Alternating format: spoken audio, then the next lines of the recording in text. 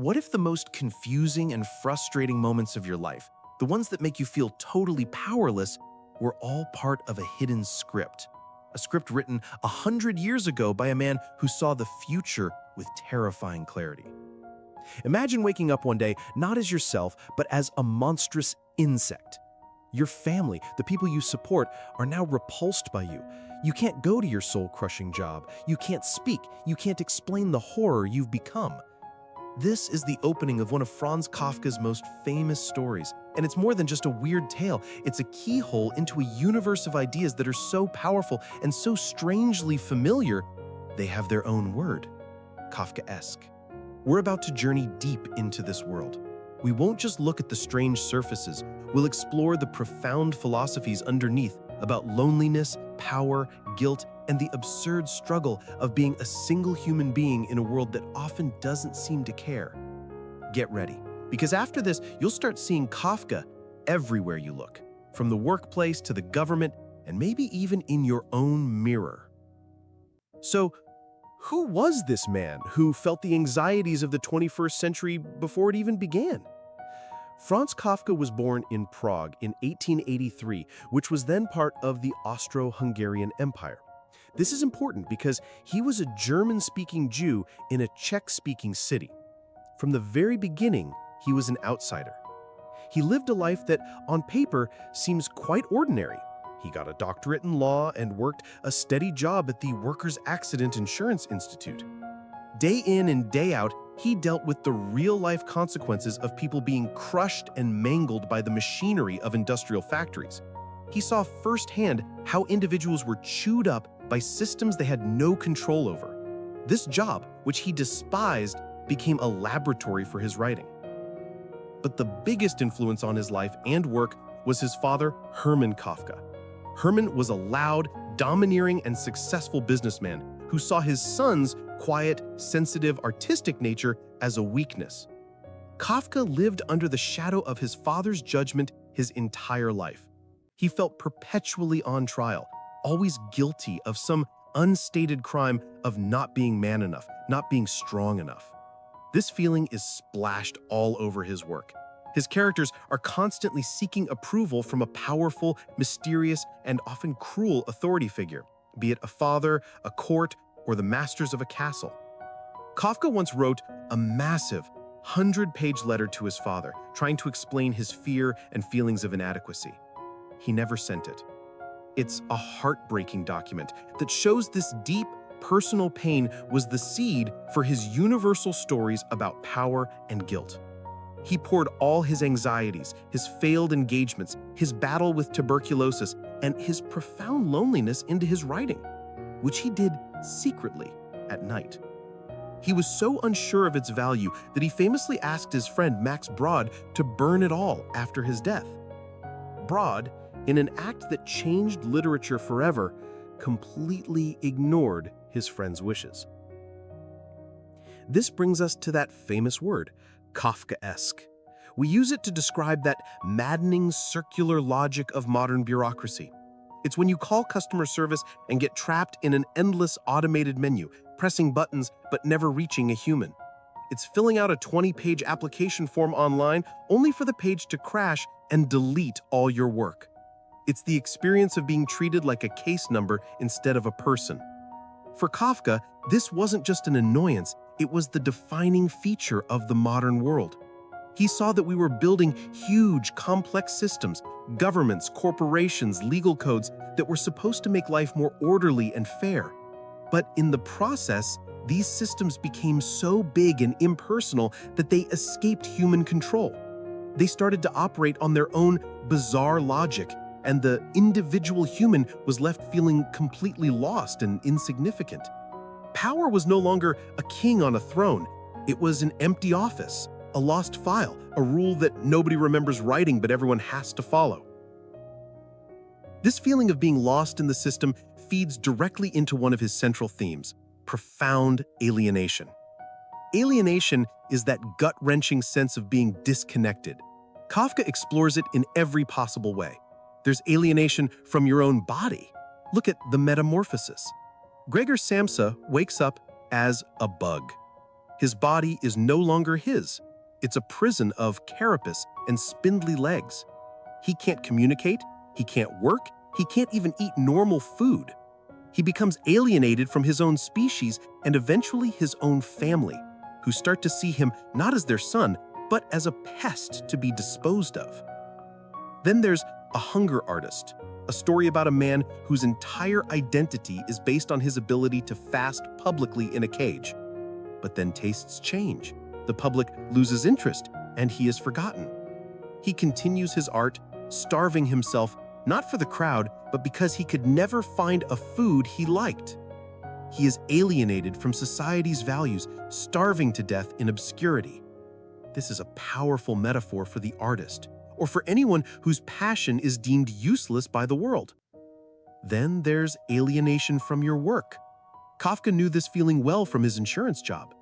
Many of his characters have pointless jobs, or are endlessly trying to start a job they can never begin. This is the struggle of modern labor, where you do a task over and over disconnected from the final product, feeling like a tiny cog in a giant indifferent machine. And finally, there's alienation from other people. Kafka's characters are almost always terribly alone. They struggle to make real connections. They're surrounded by people but are unable to bridge the gap of understanding. This captures that modern loneliness we can feel even in a crowded city or with hundreds of friends online. A sea of faces, but a desert of connection. By the way, if you're finding this journey into Kafka's world interesting and you want more deep dives that unpack these kinds of huge ideas, it would mean a lot if you took a second to hit that subscribe button. It's the best way to support the channel and make sure you don't miss what's coming next. Okay, back to the absurdity. This all happens in a world that is fundamentally absurd. The universe in Kafka's stories does not play by the rules of logic we expect. Things happen for no reason. This is the core of the trial. Joseph K., a respectable bank manager, is arrested one morning. Two agents show up in his bedroom, eat his breakfast, and inform him he is under arrest. But they don't take him away, and they never, ever tell him what crime he is supposed to have committed. The entire story is his downward spiral into a nightmare legal system that has no clear rules, no clear authorities, and no clear endpoint. He tries to prove his innocence, but how can you prove you're innocent of a crime you don't know? The court is everywhere and nowhere. Its offices are in the attics of poor apartment buildings. Its laws are secret. Its logic is a labyrinth. The novel is not about a quest for justice. It's about the terrifying realization that justice might not even be relevant. The system itself, with its endless delays, its confusing officials, and its psychological torment, is the real punishment. This creates the central problem for every Kafka protagonist. How do you survive in a world that you cannot understand? A world where you are trapped. This is the ultimate challenge. They are caught in webs of rules they didn't create, judged by laws they can't read, and striving for goals they can never reach. Their struggle is our struggle, magnified into a nightmare. They try to find a way out, to understand the game, but every door they open just leads to another confusing corridor. We see this desperate search most clearly in the castle. A man, known only as K, arrives in a village blanketed by snow, believing he has been hired as a land surveyor by the authorities in a castle that looms over the village. The castle is the ultimate center of power and authority. Getting official validation from the castle becomes K's entire reason for being, but the castle is unreachable. He's constantly blocked by a bureaucracy that is both ridiculous and unbreakable. He gets contradictory messages from supposed officials. He tries to navigate the complex social rules of the villagers, whose entire lives are defined by their relationship to the mysterious castle. He gets into relationships hoping they will bring him closer to his goal, but every step forward takes him 2 steps back. He's trapped in a state of permanent waiting, forever an outsider trying to get a foothold. Kafka died before he could finish the novel. According to his friend Max Brod, he planned to have K, on his deathbed, finally receive a message from the castle that his legal claim to live in the village was not valid, yet, taking certain auxiliary circumstances into account, he was permitted to live and work there. It's a perfect Kafkaesque ending. Even the final victory is a condescending, meaningless piece of bureaucratic paperwork. The grace he sought his whole life arrives too late and in the most anticlimactic way imaginable. To truly understand Kafka's idea of law and guilt, you have to know the short parable he embedded within the trial, a story called Before the Law. A man from the country comes to a great gate, seeking access to the law. A gatekeeper stands guard and tells the man he cannot enter at the moment. The man asks if he might be able to enter later. "It is possible," says the gatekeeper, "but not now." The man waits. He waits for days, for years, for his entire life. He tries to bribe the gatekeeper, who takes the bribes but explains he only takes them so that you do not think you have failed to do anything. As the man is dying, old and frail, he asks the gatekeeper one final question. Everyone strives after the law, so how is it that in all these years no one else has ever come seeking entry? The gatekeeper bellows at him. No one else could ever be admitted here since this gate was made only for you. I am now going to shut it. This tiny story is a universe of meaning. It suggests that each of us has our own unique path to meaning, truth, or salvation, the law, but there are powerful, arbitrary forces, the gatekeepers, preventing us from reaching it. And perhaps our whole life is spent waiting, paralyzed by a permission that will never come, only to realize the opportunity was ours alone and we missed it. This brings us to the climax of Kafka's philosophy, the terrifying conclusion of the trial. After a year of being worn down by the invisible court, two polite, pale, fat gentlemen in top hats arrive for Joseph K. He knows, somehow, that they are his executioners. He offers little resistance. The fight has been drained out of him. They lead him through the city to a small quarry. They are courteous and efficient, like bureaucrats carrying out a routine task.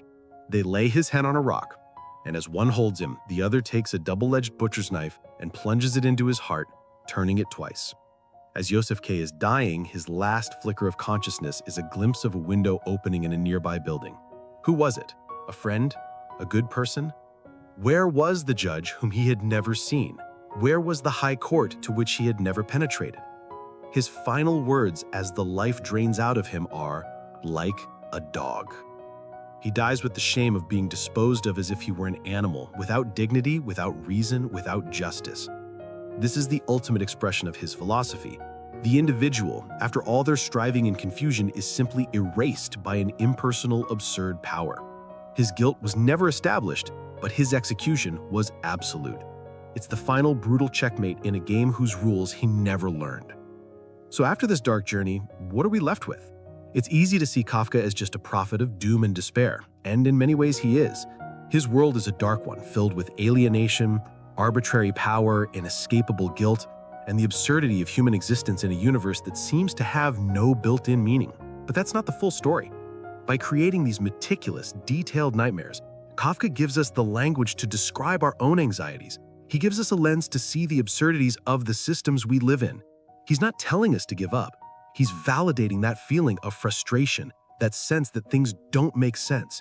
He's telling us that the struggle against faceless power, the search for connection in a lonely world, and the quest for meaning are fundamental parts of being human. His work is a powerful warning against letting systems, bureaucracies, and ideologies crush our individual spirit.